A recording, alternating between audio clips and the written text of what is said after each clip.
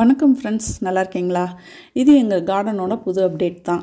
Already garden வந்து first set பண்ணும்போது Mexican cross வச்சு அதில் நம்ம இந்த பட்டியல்கள்லாம் அடுக்கி எப்படி நாங்கள் வந்து அதை வந்து பிளான் பண்ணோம், எப்படி வளர்ந்துச்சு, அதை எப்படி வந்து திருப்பி கட் பண்ணி விட்டாங்க அப்படிங்கிற வீடியோலாம் தனியாக அப்லோட் பண்ணியிருக்கேன்.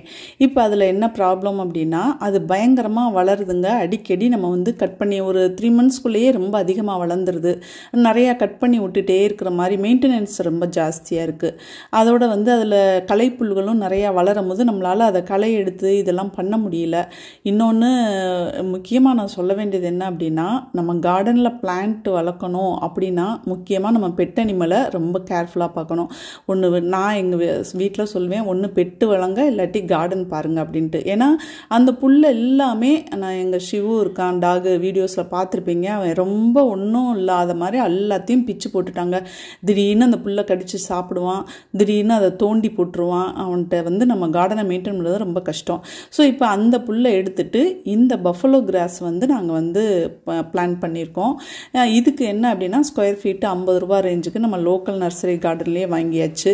மண் வந்து எப்போதும் போல் அதை வந்து நல்லா கிளறி விட்டுட்டு அதில் வேப்பம் புண்ணாக்கு மண்புழு உரம் சேர்ந்த உரத்தை வந்து அதில் தூவி அதையும் கிளறி விட்டுட்டு இந்த கிராஸை வந்து நம்ம ஸ்கொயர் ஃபீட் கணக்கில் வாங்கிட்டு வந்து அப்படியே அது மேலே பதிச்சு விட்டுட்டா போதுங்க. ஃபுல்லும் பார்த்தீங்கன்னா அப்படியே பிடிச்சி வளர ஆரம்பிச்சிடும். இதுக்கு வந்து எதுக்காக இதை சூஸ் பண்ணோம் அப்படின்னா, மெயின்டெனன்ஸ் ரொம்ப கம்மி. அதாவது இது ரொம்ப ஹைட்டுக்கெலாம் வளராது, நம்ம அடிக்கடி கட் பண்ணி விட வேண்டிய வேலை இருக்காது. அப்படி பரவலாக தான் வளருமே ஒழிய ஹைட்டு ரொம்ப போகாது. நம்ம வந்து வேப்ப முன்னாக்கு எதுக்கு இதுக்கு போடுறோம் அப்படின்னா, கரையான் தொல்லை ரொம்ப ஜாஸ்தியாக இருக்கும். இந்த புல்லில் வந்து கரையான் ரொம்ப வந்துருச்சிடும்.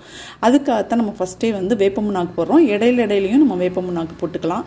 மண்புழு உரம் எதுக்காக போடுறோம் அப்படின்னா, சாண எரு இதெல்லாம் போட்டோம் அப்படின்னா அதில் வேறு புல்லுகள், களை புல்லுகளோட விதையெல்லாம் இருந்து அந்த உரம் எங்கெங்கே போடுறோமோ எல்லா இடத்துலையும் அந்த களை செடிகள் நிறையா முளைக்க ஆரம்பிச்சிடும். அதனால அதை அவாய்ட் பண்ணிவிட்டு நம்ம மண்புழு உரம் போடும்போது அந்த களை செடிகளோட growth வந்து கம்மியாக இருக்கும்.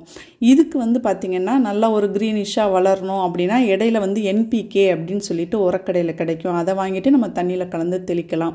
மற்றபடி இதுக்கு வந்து மெயின்டெனன்ஸ் கம்மிங்க. டெய்லி வாட்டர் பண்ணிட்டோம்னா, இப்போது டெய்லி இல்லை, நம்மளுக்கு வந்து மழை காலத்தில் ரொம்ப தேவைப்படாது. வெயில் காலத்தில் ரொம்ப ஒரு மாதிரி வாடுற மாதிரி இருக்குது, ரொம்ப காஞ்ச மாதிரி இருக்குது அப்படின்னா நம்ம வந்து தண்ணி பாய்ச்சினோம்னா போதும்.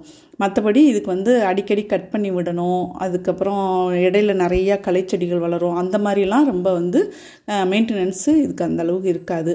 இந்த புல்லை வந்து நாங்கள் ட்ரிப்பெல்லாம் போனப்போ இந்த வயநாடு இந்த சைட்லலாம் பார்க்கு அந்த மாதிரி நிறையா பெரிய கார்டன்லாம் பார்த்தப்ப இந்த புல் பார்த்தோம். ஸோ அதை பார்த்துட்டு தான் ஓகே நம்ம கார்டன்லேயும் இதை பண்ணலாம் அப்படின்னு சொல்லிட்டு நாங்கள் இதை வந்து இப்போ பிளான் பண்ணியிருக்கோம். இப்போ ஒரு 6 monthsக்கு மேலே ஆயிடுச்சு. அதுக்கப்புறம் தான் இந்த வீடியோ, இந்த லாஸ்ட்டாக எடுத்த வீடியோ கிளிப்பை ஆட் பண்ணியிருக்கேன். இந்த அளவு வளர்ந்துருச்சு. இப்போ நம்ம சிசர்ஸ், நார்மல் கார்டன் சிசர்ஸ் வச்சு நம்ம கட் பண்ணி விட்டோம்னா போதும். மெயின்டெனன்ஸ் கம்மியாக இருக்கணும்னு நினச்சிங்கன்னா இந்த கிராஸை சூஸ் பண்ணுங்கள். Thank you friends.